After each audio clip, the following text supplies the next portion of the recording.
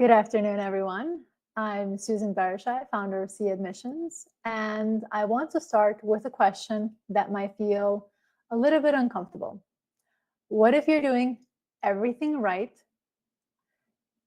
and that is exactly what's holding you back in your MBA applications? Most of you joining today represent the upper echelon of MBA applicants.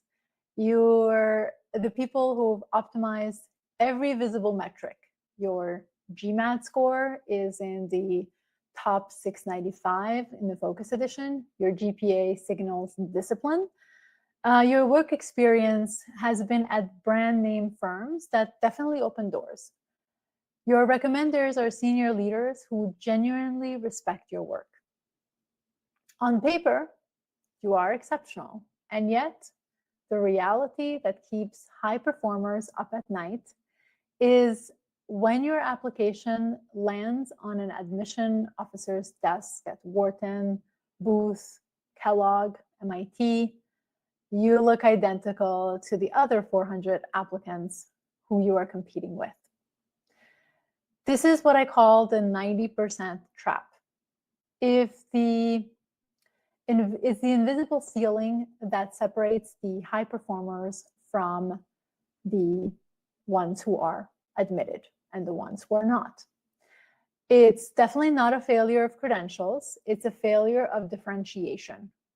And it's the signal most applicants who are applying to M7s and top 15 are experienced. So here's what we know from working with applicants who have navigated this successfully. The moment you realize the competence is the floor, meaning it's the baseline, not the ceiling, everything changes.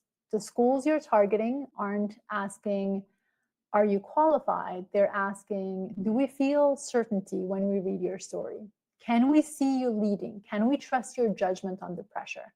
Those questions aren't answered by your GMAT score. They're answered by narratives, the strategic clarity with which you translate your experiences into meaning, your ambition into conviction, and your presence on paper into the kind of leadership profile that moves decision makers to believe in you and to offer you a seat at the table.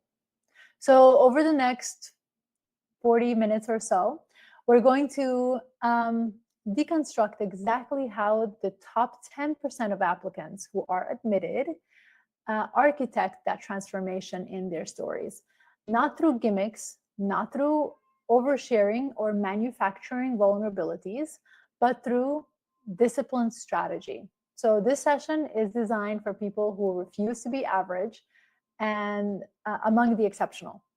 And if that's you, this is exactly where you need to be, and take notes as we go through this process.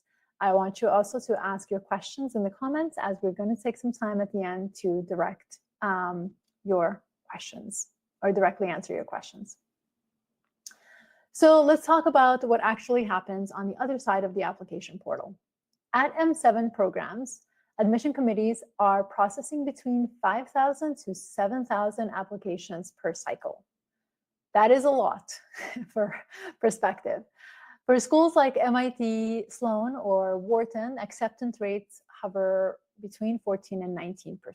But here's what those numbers don't capture. Within the qualified pool, candidates who meet academic and professional threshold of those high caliber candidates are close to 40 or sometimes even 50%.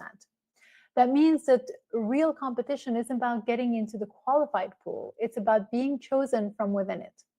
And that decision is made on entirely different criteria than the ones that got you through the first filter, which is your test scores, academic performance, brand name, companies, etc. Admission officers at this level are trained in the psychological pattern recognition. They're not reading essays to verify facts. They're reading to assess judgment, to assess your maturity, self-awareness, and leadership presence. They're asking questions like, does this person know why they want an MBA? Or are they just checking boxes?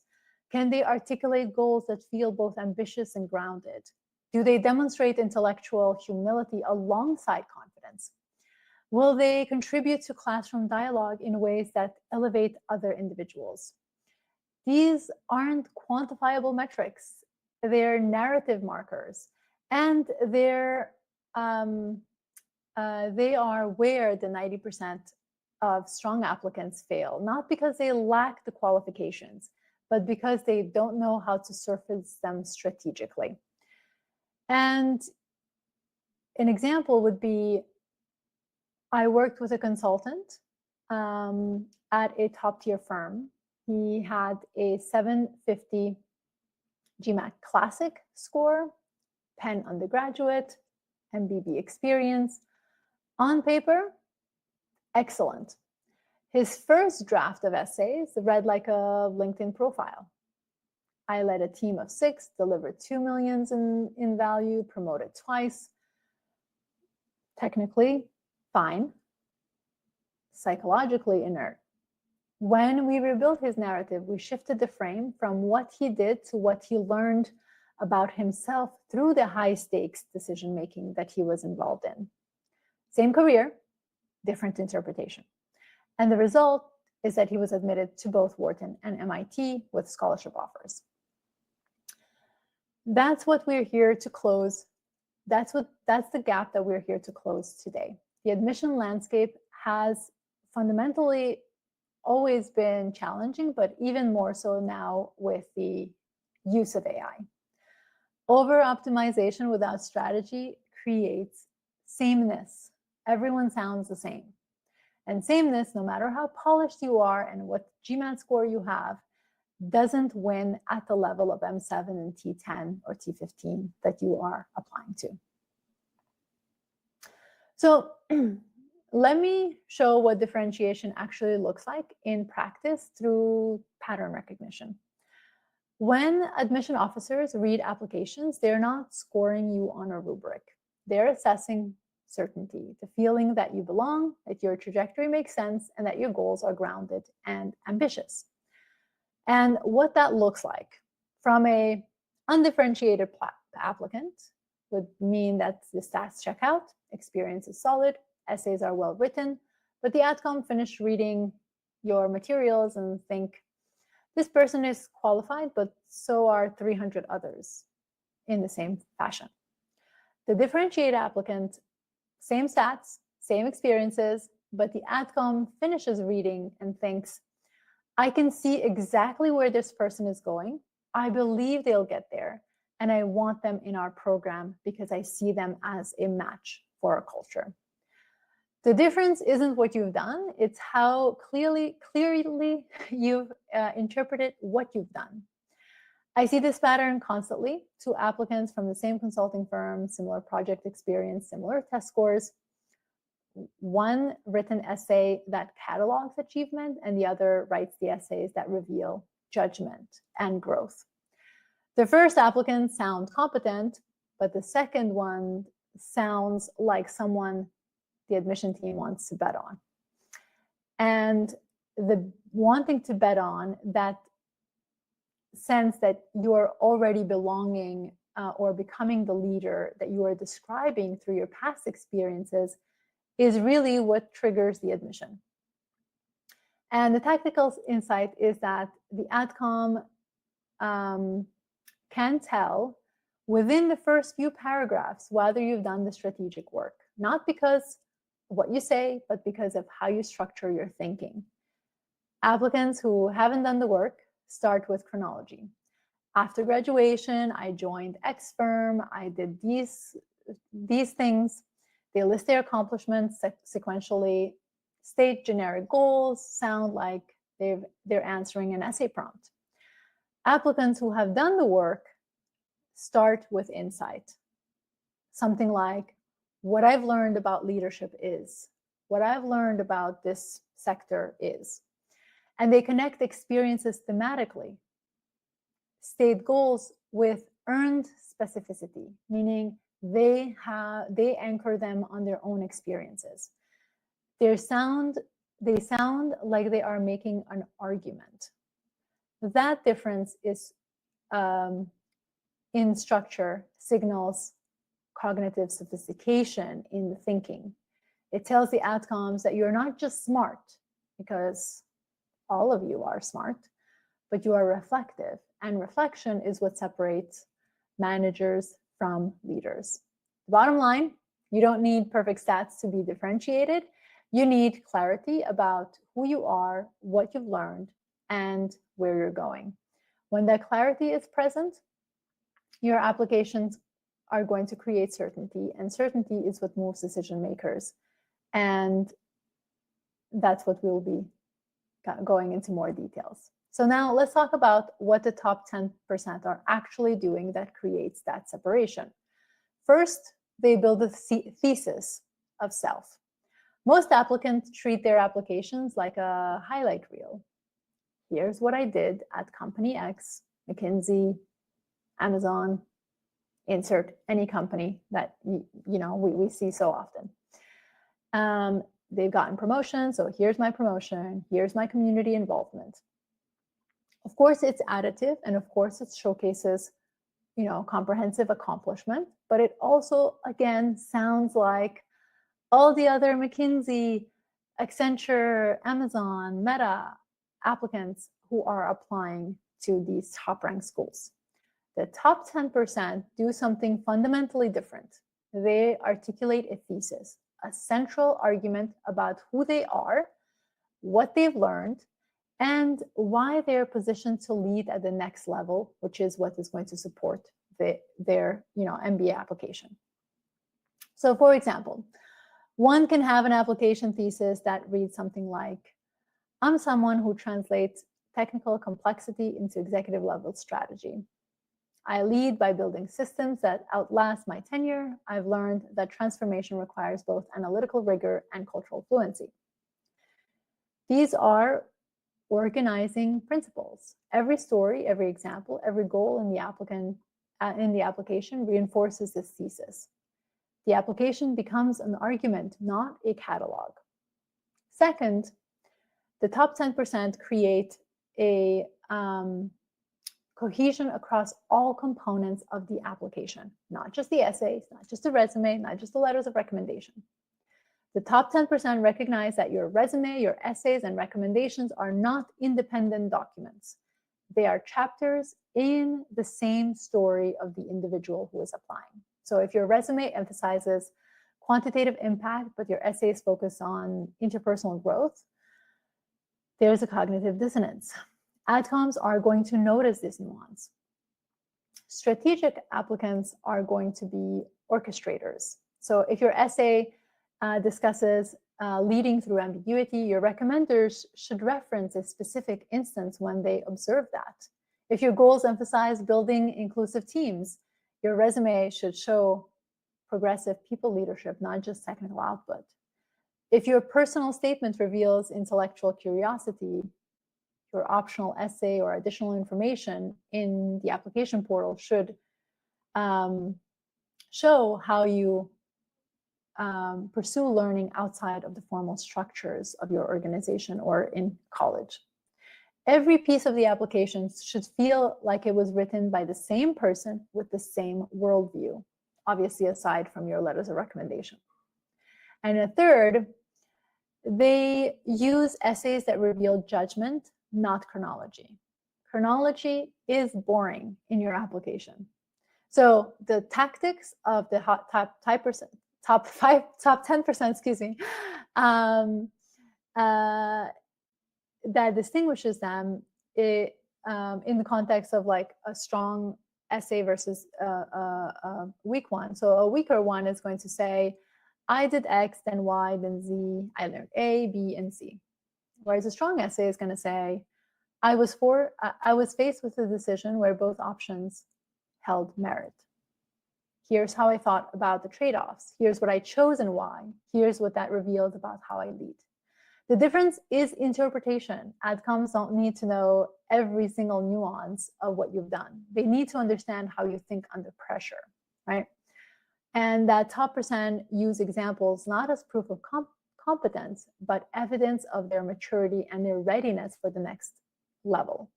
They show self-awareness, they acknowledge complexity, they demonstrate that they have evolved because of their experiences, not just through their experiences. So let me give you a concrete example. A standard applicant would say, I lead a cross-functional team to launch a new product. We have exceeded revenue targets by 20%.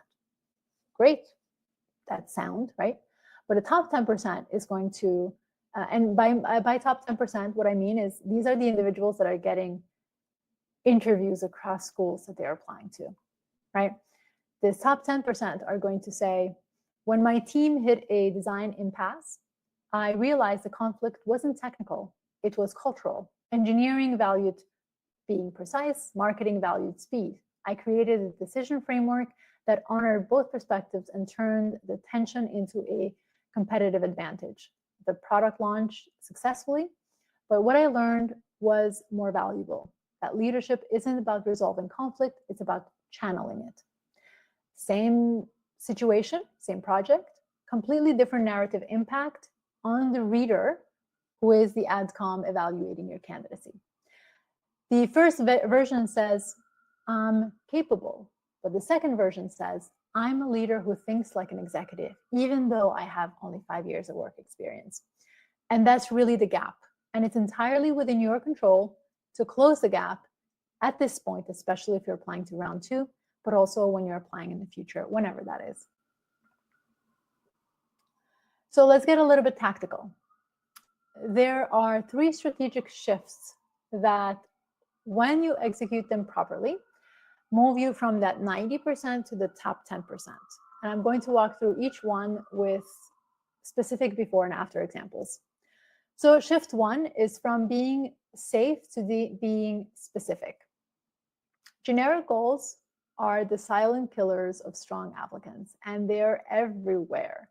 I cannot tell you how many times I have to have these conversations around being specific in your goals. So an example would be, I want to transition into consulting to solve complex business problems. I aim to work in sustainable energy to make a positive impact. My goal is to lead fintech companies that demonstrate access to financial services. These goals aren't wrong. They're just non-differentiated, and quite frankly, I see them so often, and I'm small potatoes in the context of how many applicants the admission team reads. They could apply to 500 other applicants who are going to do the same thing as you.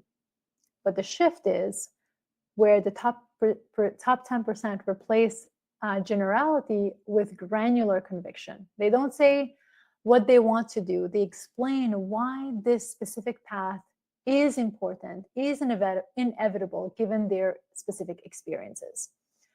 So the standard is, I want to move into healthcare strategy consulting, but the specific top 10% version would read something like, I spent 3 years in hospital operations and realized that the biggest barrier to patient outcomes isn't clinical, it's operational design. Specifically, I see how misaligned incentive structures between payers and providers create waste that directly harms patients.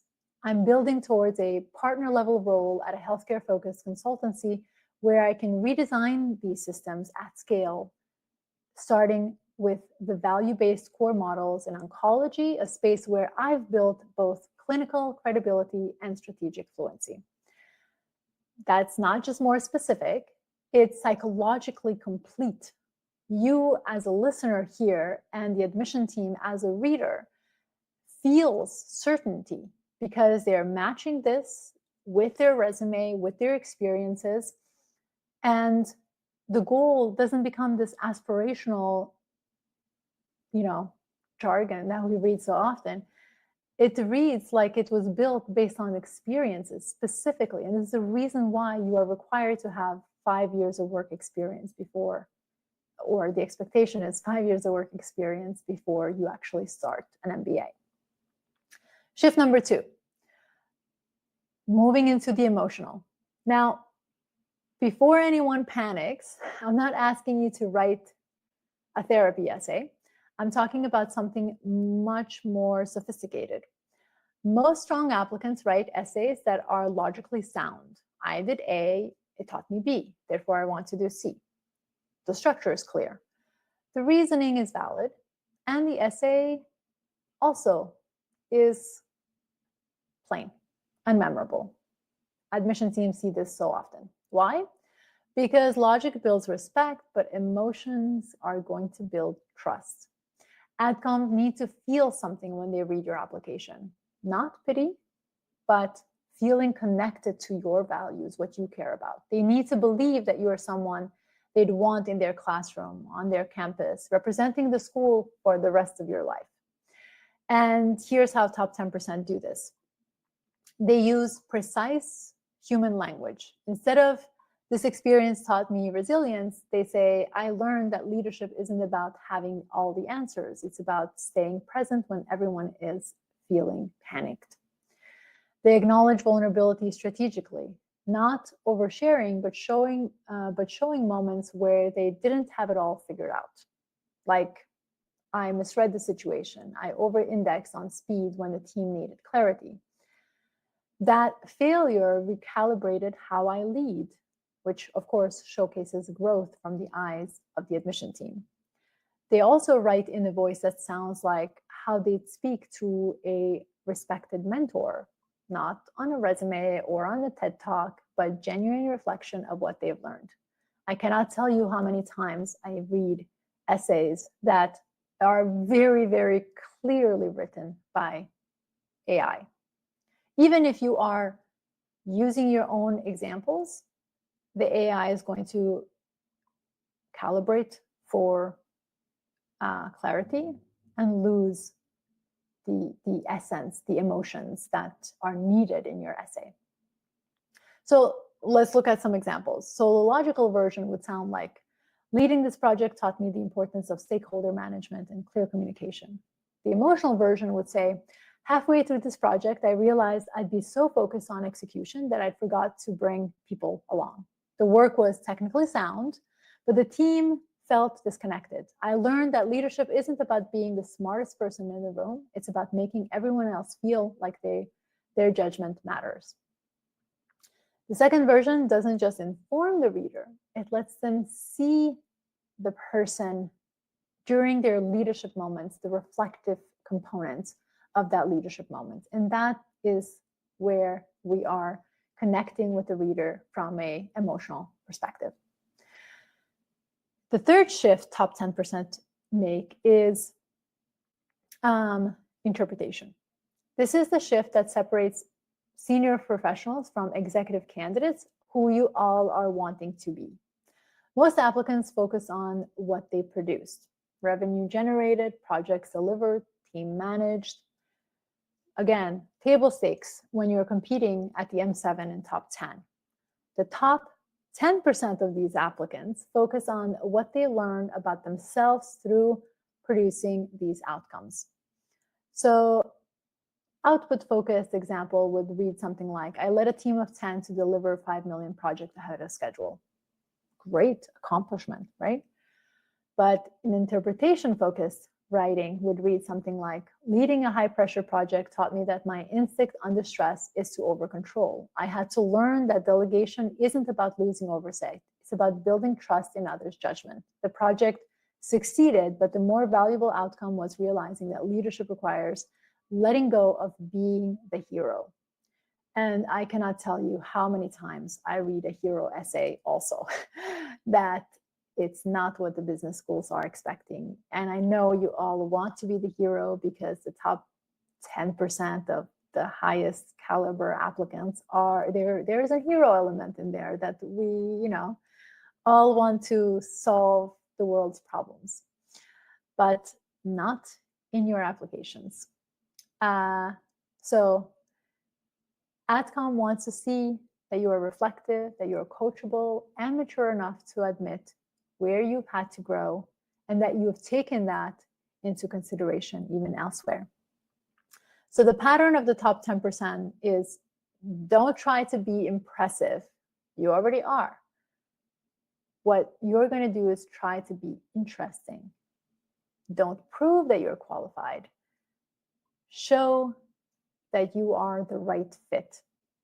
And the shift from proving to revealing is what moves decision makers, aka the admission team.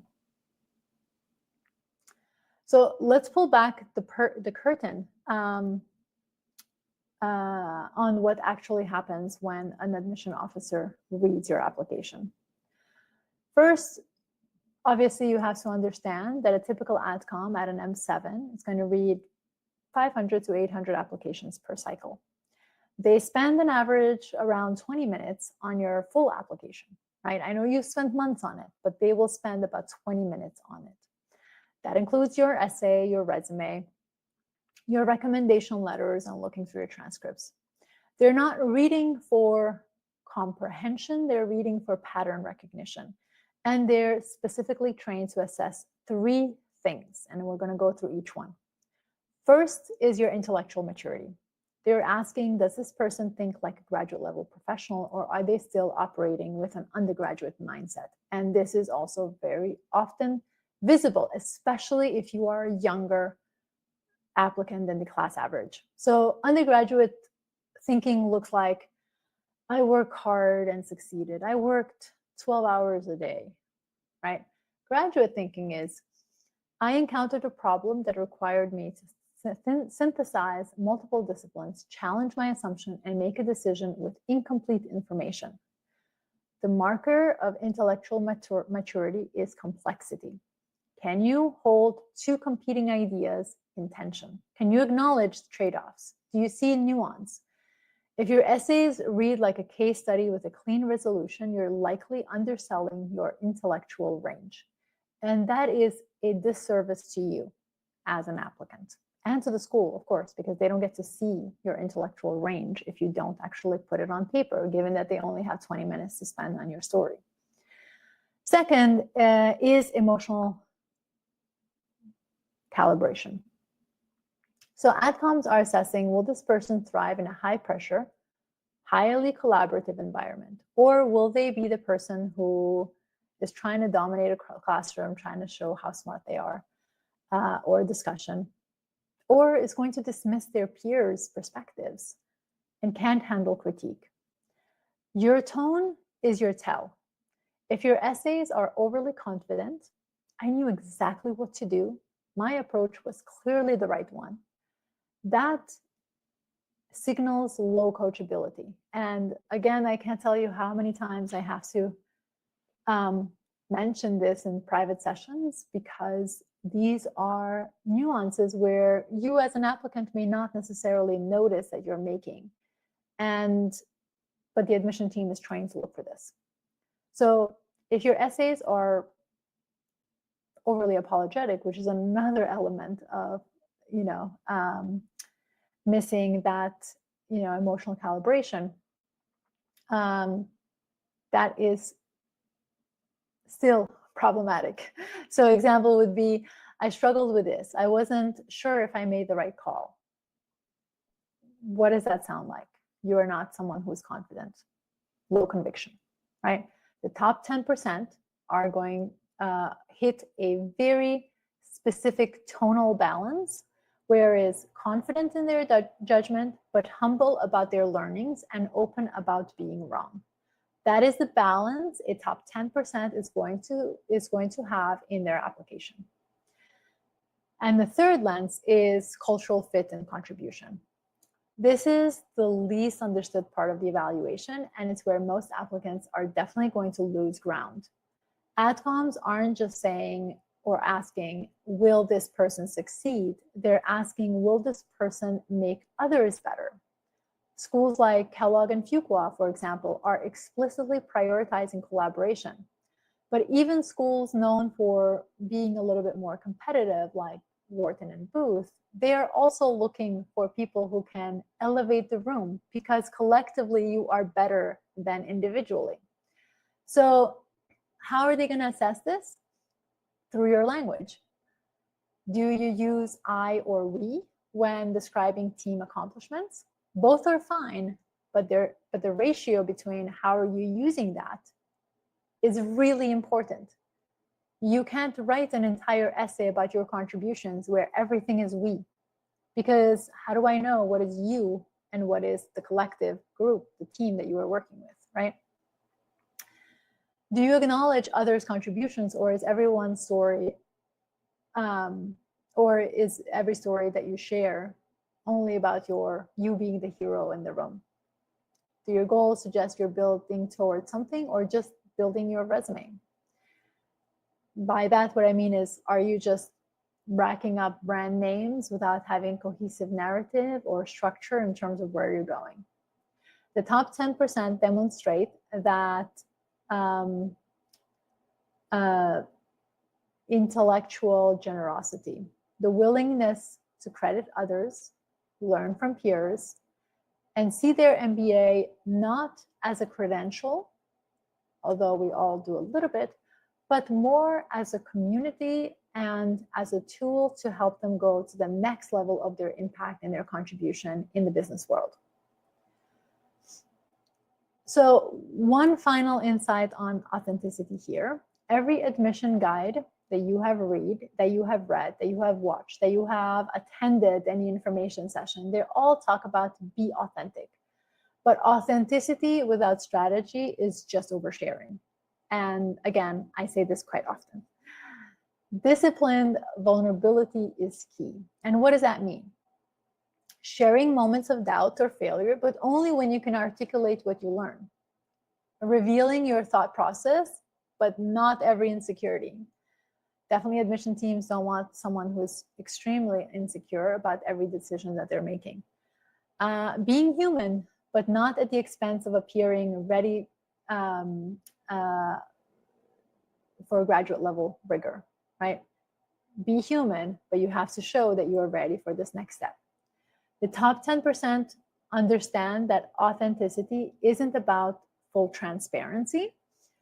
It's about strategic transparency, revealing enough to build connection, but maintaining the professionalism that signals that you are a future executive. That's what adcoms are looking for. And once you understand this lens through which the admission team is reading your material, you can then architect your application according to that particular school. Now let's look at 3 real transformation. These are clients we worked with here at Sia Admissions who started in the top, 90%, like strong candidates, but had that, fell into that 90% trap. Strong profile, but conventional narratives, and ended with admission to programs they initially thought were out of their reach. So I'm sharing these not as success stories for their own sake, but to show you these specific strategic pivots that unlock the differentiation, that not only were they interviewed to multiple schools, but they also had multiple offers. So the first case is a private equity associate. They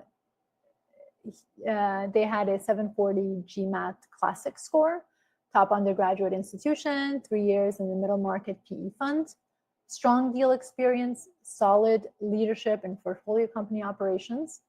But the problem was that his first draft essay read like an investment memo. Every paragraph was very structured. Analyzed X, identified Y, I executed Z. Technically, fine, but emotionally, flat. Adcoms reading his application could see he was smart, but they couldn't see how he led. There was no interpretation, no self-awareness, no indication that he'd evolved beyond being an executor, like someone who was just doing tasks. What we did was we helped him reframe the from logic to leadership. So instead of describing deals, we focused on a single moment, a portfolio company CEO who resisted his operational recommendations. And in his original draft, this was a one-line mention. In the revised version, it became the centerpiece of an essay about influence without authority. We asked essentially, what did you learn about yourself in that moment? How did you recalibrate? What does that reveal about how you'll show up as a leader post-MBA? all of that reflection, all of that probing led to the essay becoming focused on learning to lead through trust and not just data. And the result is that he got into MIT Sloan and Booth with scholarship for both. The difference wasn't a profile change because we didn't have time to do that. It was the interpretation of his profile that made a huge difference in the outcome. Second case, we were working with a consultant with an average GPA. Profile was 3.3 GPA from a state school, 720 GMAT Classic, 4 years at Big Four, specialized in healthcare operations. So the problem was that she was worried her GPA would disqualify her from the top programs. She spent months polishing her resume and GMAT score to compensate, but her essays were defensive, focused on proving she was smart enough rather than showing why she belonged at these schools. So we stopped her, or we guided her to stop trying to overcome the GPA and start building a thesis of someone who brought a lot of experience and differentiated experience. Her real differentiator wasn't her GPA, because again, that's table stakes or even below the class average, but it was her mission clarity. She spent 4 years working with hospital systems and had developed a specific, credible vision, building a strategy function within a health tech company focused on clinical workflow optimization. We rebuilt her essays around that thesis. Every story, her consulting work, her volunteer experiences as patient advocate, her side projects advising a digital healthcare startup reinforced the same narrative. I'm not just interested in healthcare, I'm building towards leading it now before an MBA. And she got into Wharton with scholarship. What we've learned from this is that when your narrative is strong enough, weaknesses become contextual footnotes, not disqualifiers. So your GPA or your GMAT, or you have a fail grade in your undergraduate, that is just a footnote in the context of your entire application. You really need to focus on what strengths you bring to the table. And the third case is the startup operator. This was someone who had a 665 GMAT focus score, 3.7 GPA, 5 years at a high growth tech startup that went from Series A to acquisition. This person led product operations, managed cross-functional team, deep exposure to scaling challenges, obviously in that space. So he assumed his low GMAT would eliminate him from M7, and his essay focused on metrics and not really the narratives on what he did. So it sounded more like a pitch deck than really a leadership narrative. So we shifted his work from performance to purpose. In our conversation, we uncovered that something his essays really never mentioned, before we had these multiple discussions. And that is that he joined the startup world because he believed that operational excellence was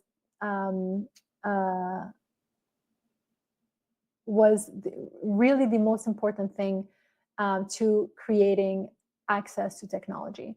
His parents were immigrants who struggled to navigate digital systems, and he saw his work as democratizing usability. That became the thesis.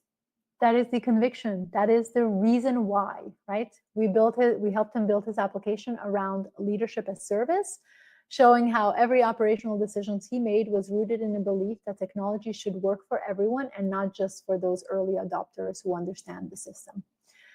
He got into Ross and Fuqua, and the lesson here is that when your story has emotional connections to something that is deeply personal to you, stats really are going to become secondary.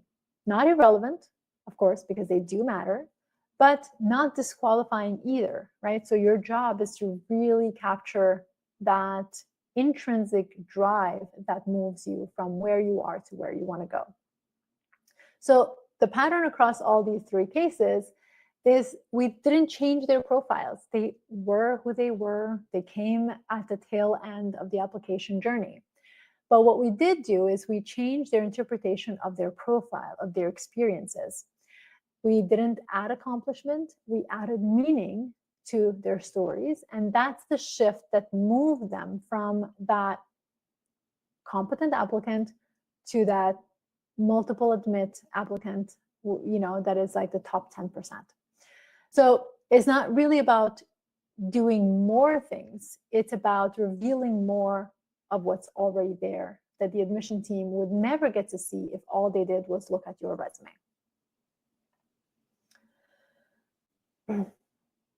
Before we move into the next steps, I want to give you a framework you can start applying today. This is the architecture we use with every client to build narrative cohesion. And it's 4 components. First is a thesis. In one sentence, what is your leadership identity? Not your resume, not your goals, your identity. So this could be, I lead by building systems that scale beyond my presence. I translate complexity into clarity of non-technical stakeholders. This thesis should be specific enough that it couldn't apply to anyone else, but broad enough that multiple stories can apply to it. Second, evidence. What are 3 to 4 stories from your career that prove this thesis to be true?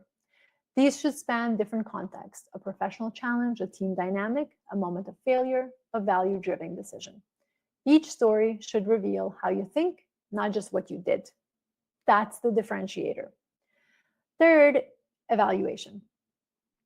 How have you changed over time? Adcom wants to see growth. It's not just promotions, although promotions are specific markers.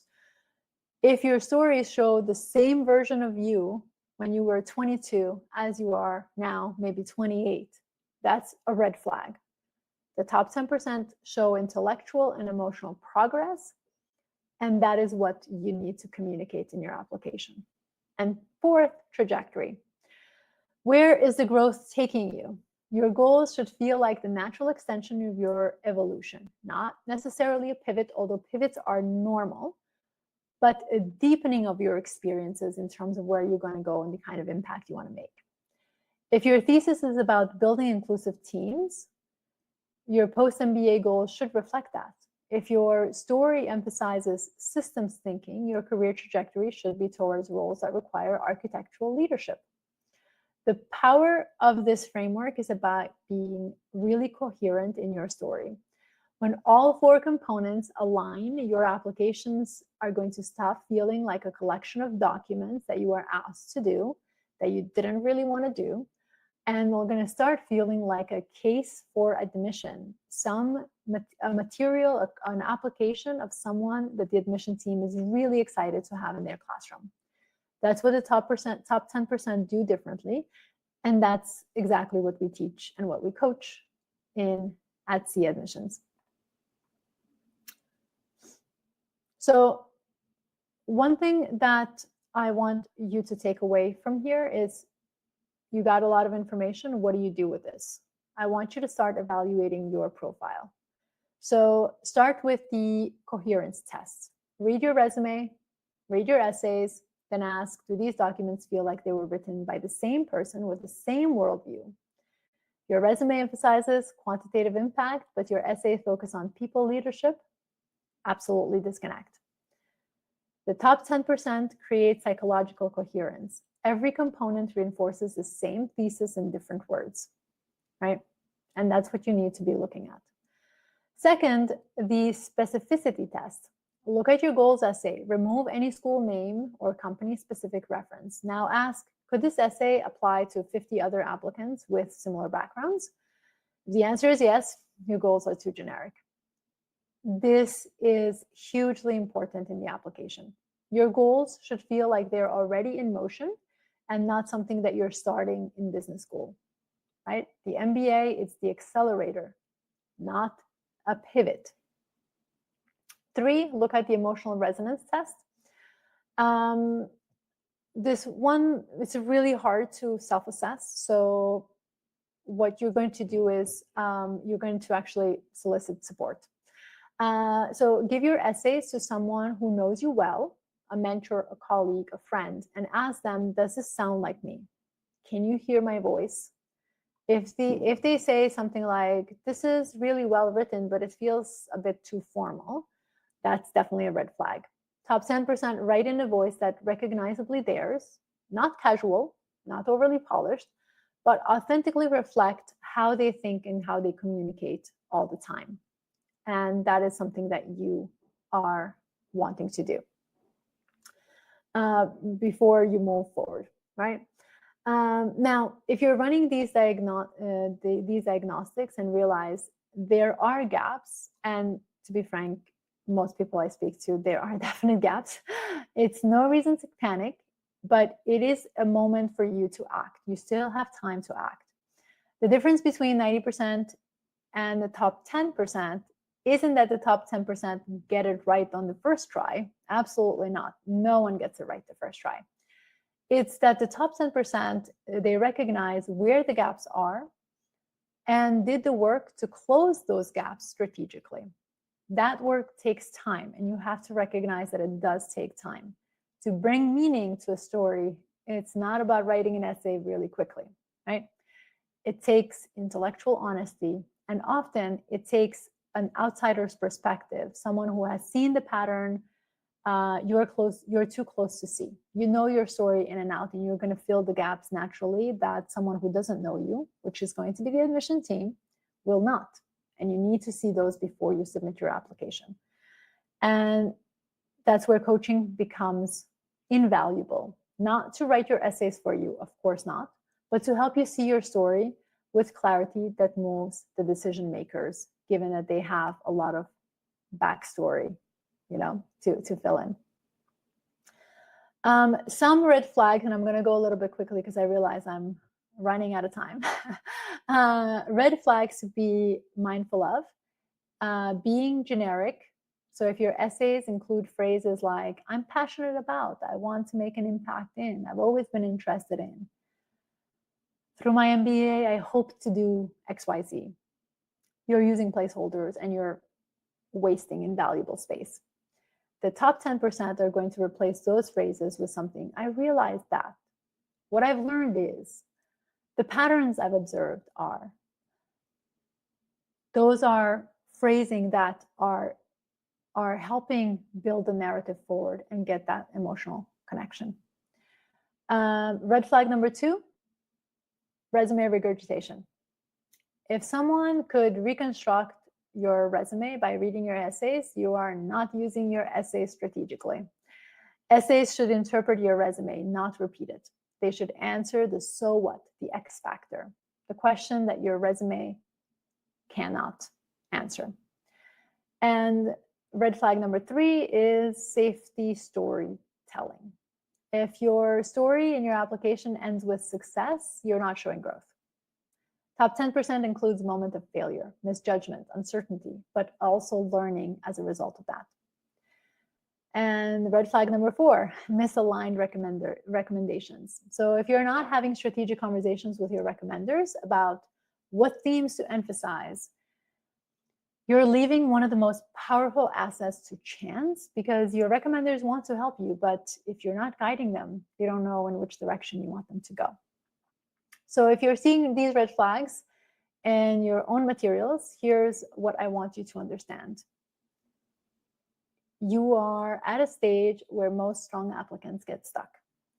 The question is, are you going to recognize it and course correct, or are you going to submit materials hoping for the best? Top 10% choose the former. And that's a choice that is obviously going to make a huge difference in the outcomes of their applications. So we're definitely over the 40 minutes. So I want to just invite you to connect with us. You can join our YouTube channel, where we host a lot of content like this, discussing school-specific details, application material details, and that can be really helpful in your development of your story. The other component that we do is we host bi-weekly Q&A calls. The next call is going to be tomorrow at 8:30. You can join, that's called the MBA Strategy Circle, and that's hosted every other week, Tuesdays, either 8:30 or 8 p.m. Eastern Time, 8:30 a.m. or 8 p.m. Eastern Time.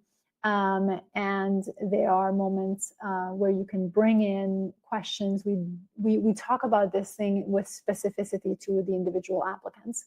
And then if you're looking for full comprehensive coaching to guide you through all the steps in your own story to put together a compelling narrative, that is through our comprehensive coaching.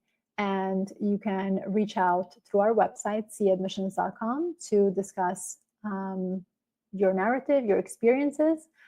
We definitely do not work with everyone, not because we're trying to be elitist or anything like that, but because this kind of work, the kind of building this kind of strategy requires a lot of time, and anyone that we choose to say yes to is going to get our full coaching experience. And because this is not a transaction, this is transformation that goes beyond just admission. It's a transformation of how you see your own story as well. So let's move to questions in the comments, and then we'll see how much time we have left. I'm going to just quickly glance through them to see what questions we have.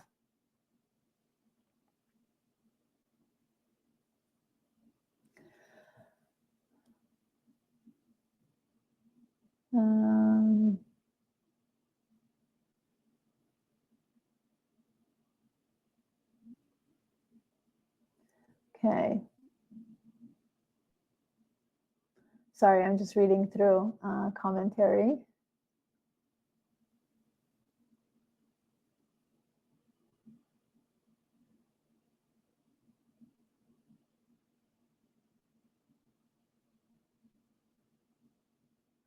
So the question here is, I have several aspects that I would like to incorporate, given that there are social, cultural, and professional endeavors that I'm looking to start, develop, and achieve on campus. Should these objectives be highlighted individually, or should they move into one another as a cohesive narrative? For example, building on institution or startup that preserves a dying language in my culture, even though my focus is on business and engineering. Your focus should be on business, unless you're building some kind of technology that is focused on supporting greater population than just this one element of the culture. And I don't know how much, like how wide this is. I don't know anything about this language that you're trying to preserve, but it has to have a bigger business impact than only on the dying language. So that's something that you may have to reflect on. I would not try. So the person continues to say, what is the best way to shine a light on multifaceted application without being shallow with my entrance and without losing core focus on the purpose of an MBA? Just remember, I mentioned earlier in the presentation that the business school, while you want to be authentic, you don't have to share every single thing about all your thoughts about everything that you may want to do in the future. You have to really build a theme and anchor it on that. It has to be a theme that is focused on what's feasible, attainable. How is a business school going to help you? What are you going to do post-business school? And obviously, people have multiple interests. They are dynamic individuals, and that's okay. But this language element may not necessarily be the thing that is going to move the needle in your application. So anchor it on. That could be sort of a part of it, but it does require something that's more attainable in the business world setting.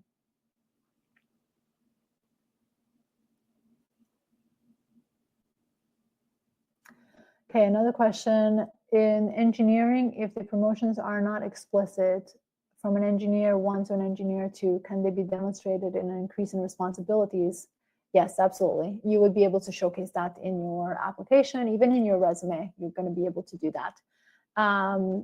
That's obviously going to be reflected in the kind of way that you showcase the projects that you're dealing with, the kind of scope that you were given. Because from my understanding of an engineer, of the engineering lingo, that's really what the difference between an engineer 1 and an engineer 2 or 3 or 4 or 5 or something like that, right? It's just the scope. It's not necessarily visible that much between bands.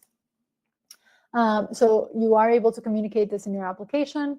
You are also able, meaning in your resume, but you're also able to communicate this in other parts of the application. But you don't just over repeat yourself. Say it once, expect that they will hear you the first time you say it. Excellent. All right, I think we made it on time. Again, if you guys are interested in looking at how we can support with your applications, I encourage you to reach out at siaadmissions.com. Whether you're going through interview preparation, which, you know, MIT just released today interview invites. So we do support applicants who are going through interview prep, or if you want comprehensive coaching for, you know, round 2 applications or future applications, I highly encourage you to reach out. Last questions. How to highlight growth in the finance industry when there are just transactions to transactions? Promotion seems like repetitive way of showing growth. When we work with applicants from the finance sector, that is something that we actually spend quite a lot of time, because in finance, I know your success is dependent on how many transactions did you go through, right? However, your contributions to each transaction can be different from one another. How you think about those experiences, what did you bring to the table? Those are pieces that you need to do sort of soul searching, memory recollection of those experiences to really be able to capture the difference between transaction A and transaction B, especially if they sound very similar to one another.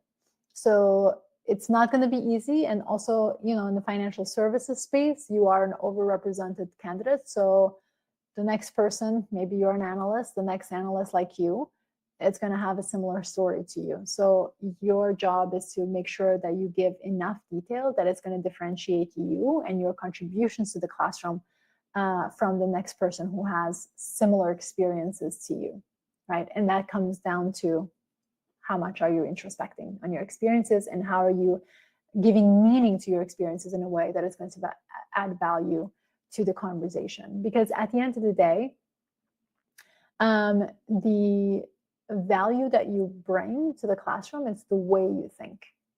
And the way you think is influenced by your experiences, but there's an element of your personality that comes through in the way you think that is unique to you. So even if you have a colleague where both of your jobs are identical, the way you see the world and the way that colleague sees the world is going to be different. And your job in the application is to showcase that difference, because that's what's going to differentiate you from them, especially if you're both applying to the same schools. All right, I think that's the last question for today. Thank you again so much for being here with me today. At Sia Admissions YouTube channel, we host every single week a different topic. So you can definitely join our channel to be notified about our future content. And we're always here on GMAT Club's platforms as well to address any questions you may have. Thank you very much for being here and for the thoughtful questions that you asked in the comments. See you next time.